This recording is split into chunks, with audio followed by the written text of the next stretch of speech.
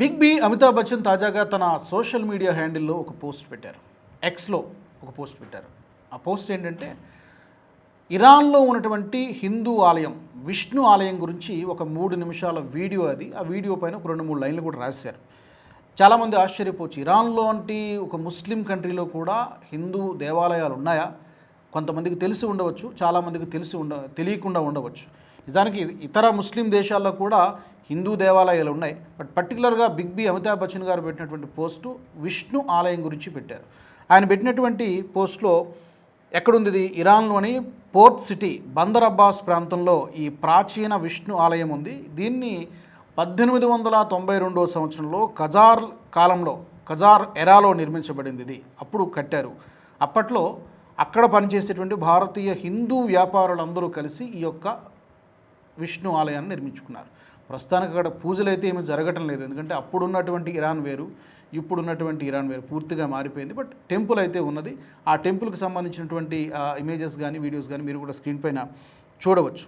ఏంటి ఈ ఆలయం ప్రత్యేకత అంటే 1892లో అప్పట్లో భారతీయ వ్యాపారులు దీన్ని నిర్మించడం జరిగింది.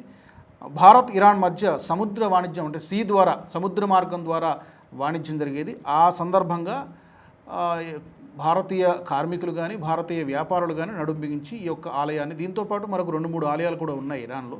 కాకపోతే అవి ఏ స్థితిలో ఉన్నాయి, కొన్ని శిథిలావస్థకు చేరుకున్నాయి, కొన్ని ఉన్నా కూడా సరైన మేనేజ్మెంట్ లేక సరైన నిర్వహణ లేక వాటిని పట్టించుకునే పరిస్థితి లేకపోవడం వలన శిథిలావస్థకు చేరుకున్నాయి. పర్టికులర్గా గుజరాత్ సింధు ప్రాంతాల భారతీయ వ్యాపారులు అక్కడికి వెళ్ళి వ్యాపారం చేసేవారు. అప్పట్లో బందర్ అబ్బాస్ పోర్ట్ అంటారు.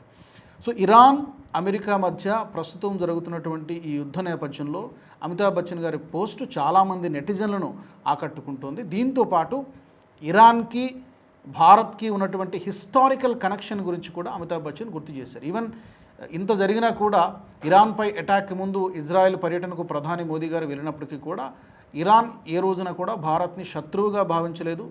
పైగా భారత్కి ఇరాన్కి ఉన్నటువంటి హిస్టారికల్ కనెక్షన్ ఈనాటిది కాదు అని చెప్పి అక్కడ ఉన్నటువంటి మంత్రులు కూడా చెప్పడం జరిగింది. కాబట్టి ఈ యొక్క వీడియోనే తెలియజేస్తోంది, ఒకటి భారత్కి ఇరాన్కి ఉన్నటువంటి హిస్టారికల్ కనెక్షన్, అలాగే అక్కడ ఉన్నటువంటి హిందూ ఆలయాల గురించి కొంచెం పరిరక్షిస్తే బాగుంటుందేమో అనేటువంటి అభిప్రాయం కూడా చాలామంది నెటిజన్లు వ్యక్తం చేశారు. ఇది ఏ స్టైల్లో ఉంది? ఇండో పర్షియన్ స్టైల్లో, మిక్స్డ్ స్టైల్లో ఈ నిర్మాణం అంతా కూడా కనబడుతుంది. సుమారుగా అక్కడ ఒక 72 టవర్స్ ఉన్నాయి. ఆ 72 టవర్స్ పైన అంటే స్తంభాలు, ఈ స్తంభాలపైన హిందూ దేవీ దేవతల యొక్క చిత్రాలని కూడా మనము చూడవచ్చు. కాకపోతే దీన్ని కొంచెం రెనోవేట్ చేసి భారత ప్రభుత్వం ఏమైనా విజ్ఞప్తి చేస్తే మేబీ ఆఫ్టర్ దిస్ వార్ బాగుంటుందనేటువంటి అభిప్రాయాలు కూడా ఎక్కున్నటువంటి హిందువులు అభిప్రాయం వ్యక్తం చేస్తున్నారు. ఇది గవర్నమెంట్ నుంచి ఇనిషియేటివ్ రావాల్సి ఉంటుంది. మన ప్రభుత్వం విజ్ఞప్తి చేస్తే దానికి అక్కడున్నటువంటి ఇరాన్ గవర్నమెంట్ ఏమైనా రెస్పాండ్ అవుతుందేమో చూడాలి. అయితే ఇందాక నేను చెప్పినట్టుగా ఇరాన్లో విష్ణు ఆలయం ఒక్కటే కాదు, మరొక 2-3 హిందూ ఆలయాలు కూడా ఉన్నాయి. ఏ ప్రాంతంలో ఉన్నాయో ఒకసారి చూద్దాం. శివాలయం కూడా ఉంది బుషేర్ ప్రాంతంలో, అది కూడా పోర్ట్ సిటీనే. బుషేర్ ప్రాంతంలో ఆ ఆలయాన్ని కూడా హిందూ వ్యాపారులే కట్టించారు. శివాలయం ఉందని చెప్పి మనకి రికార్డులు చెప్తున్నాయి, హిస్టోరియన్స్ అంటే చరిత్రకారులు కూడా చెప్తున్నారు. మరొకటి షైరాజ్ అనేటువంటి ప్రాంతంలో ఖజార్ డైనాసిటీ అంటే 19th సెంచరీ ఆ ప్రాంతంలో మరొకటి హిందూ దేవాలయం అక్కడ కూడా ఉంది. ఇక జెహదాన్ అనేటువంటి ప్రాంతంలో మరొక హిందూ ఆలయం ఉన్నట్టుగా కూడా హిస్టోరియన్స్, ఇరాన్లో ఉన్నటువంటి చరిత్రకారులు చెబుతూ ఉన్నారు. సో కనెక్షన్స్ అనేవి, సనాతన మూలాలు, ఇవన్నీ కూడా హిందూ ఆలయాలు అనేది అందుకని కేవలం భారత్లో మాత్రమే కాదు, ఆసియా ఖండంలో మాత్రమే కాదు, ప్రపంచంలోని చాలా దేశాల్లో ఈ విస్తరించి ఉన్నాయి ఇలాంటి పురాతనమైనటువంటి హిందూ దేవాలయాలు.